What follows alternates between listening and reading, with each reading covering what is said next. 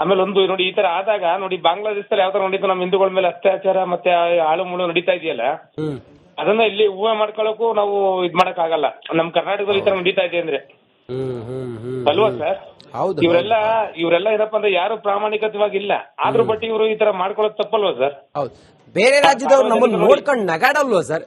ಯಾರೋ MLA ಅಂತೆ, ಇನ್ನೊಬ್ಬ MLA ಅಂತೆ ಫೈರಿಂಗ್ ಮಾಡ್ಕೊಂಡ್ರಂತೆ, ಜೊತೆಗಿದ್ದವರು ಡೆತ್ ಆದ್ರಂತ ಹೇಳಿ ಹೇಳಿದಾಗ ಬೇರೆಯವ್ರು ನಮ್ಮನ್ನ ನೋಡ್ಕೊಂಡು ನಗಾಡಲ್ವಾ ಸರ್? ಈಗ ಅಲ್ಲಿ ಬಂದಿರುವಂತ ಜನಗಳು ಅವ್ರ ಫ್ಯಾಮಿಲಿ ಇರ್ತದೆ, ಕುಟುಂಬ ಇರ್ತದೆ, ಯಾವನಾರು ಒಬ್ಬ ಸತ್ರೆ ಅವ್ರ ಪರಿಹಾರ ಏನು ಅಂತ ನೋಡಲ್ಲ ಇವರು. ಜನಗಳ ಬಗ್ಗೆ ತಲೆ ಕೆಡಿಸ್ಕೊತಾ ಇಲ್ಲ ರಾಜ್ಯದಲ್ಲಿ. ಬರೀ ಇವ್ರದೇ ಸಮಸ್ಯೆಗಳು ಎತ್ಕೊಂಡು ದಿನ ಬರೀ ಇದನ್ನೇ ಮಾಡ್ಕೊಂಡು ಹೋದ್ರೆ ಜನಗಳ ಬಗ್ಗೆ ಯಾವ ತಲೆ ಕೆಡಿಸ್ಕೊತಾರೆ ಇವ್ರು? ನಿಜ ನಿಜ ನಿಜ. ಸಾರ್ವಜನಿಕರಲ್ಲಿ ಪ್ರತಿಯೊಂದಕ್ಕೂ ಪರದಾಡ್ತಾ ಇದಾರೆ ಇವತ್ತು.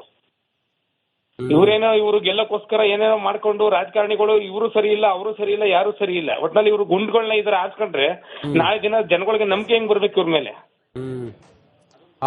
ಮಾಡ್ತಾರದಲ್ಲ ತಪ್ಪು. ಇದನ್ನೆಲ್ಲ ಇನ್ಕ್ವೈರಿ ಮಾಡಿ ಗನ್ ಲೈಸೆನ್ಸ್ ಕ್ಯಾನ್ಸಲ್ ಮಾಡಿಸ್ಬೇಕು ಫಸ್ಟ್.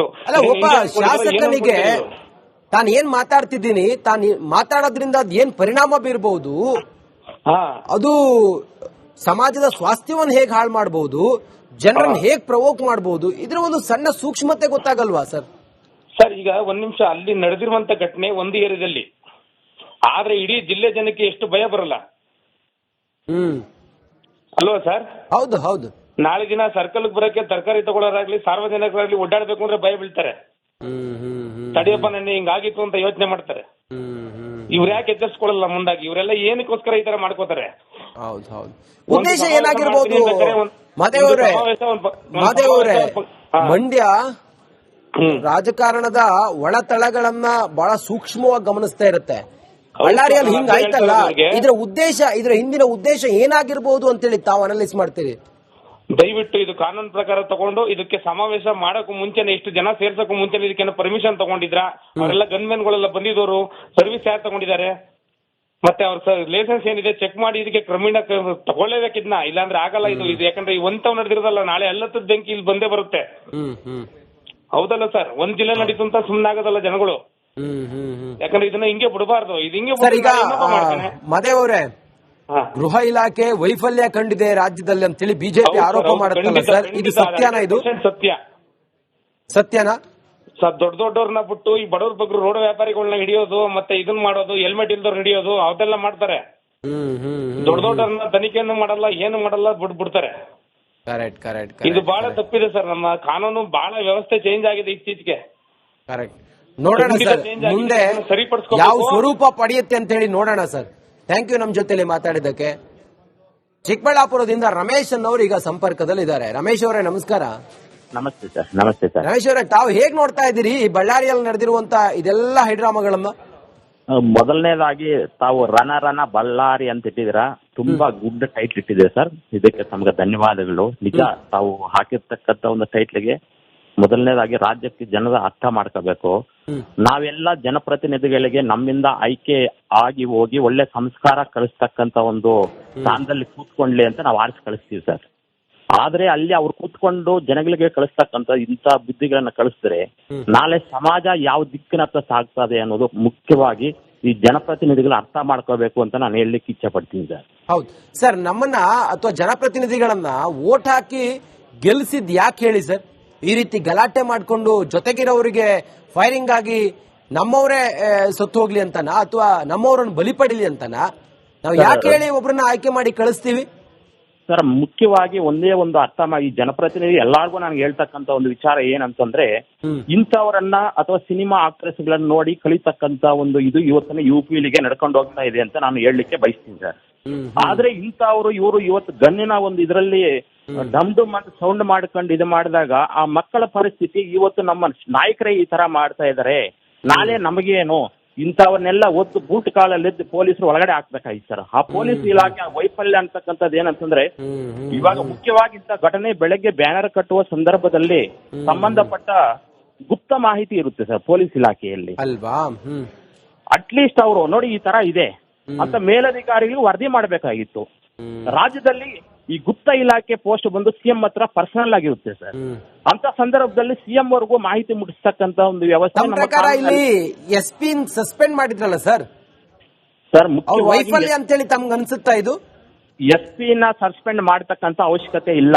SP ಇಂದ ಕೆಳಗಡೆ ಒಬ್ಬ ಇಂಟು ಕೊಡ್ತಕ್ಕಂತ ಒಂದು ಪೊಲೀಸ್ ಪೇದೆ ಇರ್ತಾರೆ, PSI ಇರ್ತಾರೆ, CPI ಇರ್ತಾರೆ, DYSP ಇರ್ತಾರೆ, ಅದರ ಮೇಲೆ ಅಡಿಷನಲ್ SP ಇರ್ತಾರೆ ಸರ್. ಇಷ್ಟು ಜನಗಳಿಗೂ ಪಾಪ ಮೊನ್ನೆ ತಾನೇ ಒಂದು ಟ್ರಾನ್ಸ್ಫರ್ ಆಗಿ ಬಂದಿದ್ದಾರೆ, ಅದ್ರ ಕನಿಕರ ಇರ್ಬೇಕಾಗಿತ್ತು. ಆದ್ರೂ ಯಾವುದೇ ಇದ್ರೂ ಇದ್ರ ಅನರಂಗ ಇದ್ದಂಗೆ ನಾವು ಯುದ್ಧಕ್ಕೆ ಸೈನಿಕರು ಯಾವ ತರ ರೆಡಿ ಮಾಡಿ ಕಳಿಸ್ತೀವಿ, ಈ ಪೊಲೀಸ್ ಇಲಾಖೆಯಲ್ಲಿ ನಮ್ಗೆಲ್ಲ ರಕ್ಷಣೆ ಕೊಡ್ತಕ್ಕಂಥ ಜವಾಬ್ದಾರಿ ಅವ್ರ ಮೇಲೆ ಇರುತ್ತೆ ಸರ್. ಆ ಜವಾಬ್ದಾರಿಯನ್ನ SP ಮರಿಬಾರ್ದಾಗಿತ್ತು. ಆದ್ರೆ ನಾವು ತಮ್ಮ ನ್ಯೂಸ್ ಚಾನೆಲ್ ನೋಡಿದ ವಿಚಾರದಲ್ಲಿ ಏನಂದ್ರೆ SP 8:00 ಬಂದ್ರು ನೋಡಿ ಹೋದ್ರು ಅಂತ, ಅದು ಅಕ್ಷರಶಃ ತಪ್ಪು ಅಂತ ನನಗೂ ಅನಿಸುತ್ತೆ ಸರ್. ಆದ್ರೆ ನನಗೆ ಅಂತಲ್ಲ, ಎಲ್ಲ ಪಬ್ಲಿಕ್ 5-10 ಸಾವಿರ ಜನ ಸೇರಿದಾಗ ಪಾಪ ಪೊಲೀಸರಾದ್ರೂ ಏನ್ ಮಾಡ್ತಾರೆ ಸರ್?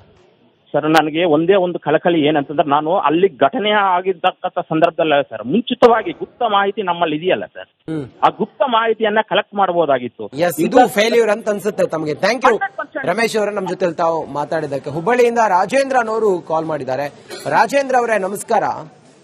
ನಮಸ್ಕಾರ ರೀ ರಾಜೇಂದ್ರ ಅವರೇ, ಹೇಳಿ, ಹಿಂಗ ಆಗ್ಬಾರ್ದಾಗಿತ್ತು ಬಳ್ಳಾರಿಯಲ್ಲಿ, ಆದ್ರೆ ಇದೆಲ್ಲ ನೋಡಿದಾಗ ತಮ್ಗೆ ಏನ್ ಅನ್ಸುತ್ತೆ? ಇದ್ರ ಹಿಂದೆ ಯಾರೋ ಒಬ್ರು ಉದ್ದೇಶಪೂರ್ವಕವಾಗಿ ಹಿಂಗ್ ಮಾಡಿದ್ರು, ಇದು ಅಚಾನಕ್ ಆಗಿ ಆಗಿದ್ದಲ್ಲ ಅಂತ ಹೇಳಿ ಏನಾದ್ರು ತಮ್ಗೆ ಅಭಿಪ್ರಾಯ ಇದೆಯಾ? ಏನ್ ಅನ್ಸುತ್ತೆ ನೋಡಿದಾಗ? ಇದು ಅವರು ಪ್ರೀ ಪ್ಲಾನ್ ಮಾಡ್ಕೊಂಡೇ ಮಾಡಿದ್ದಾರೆ.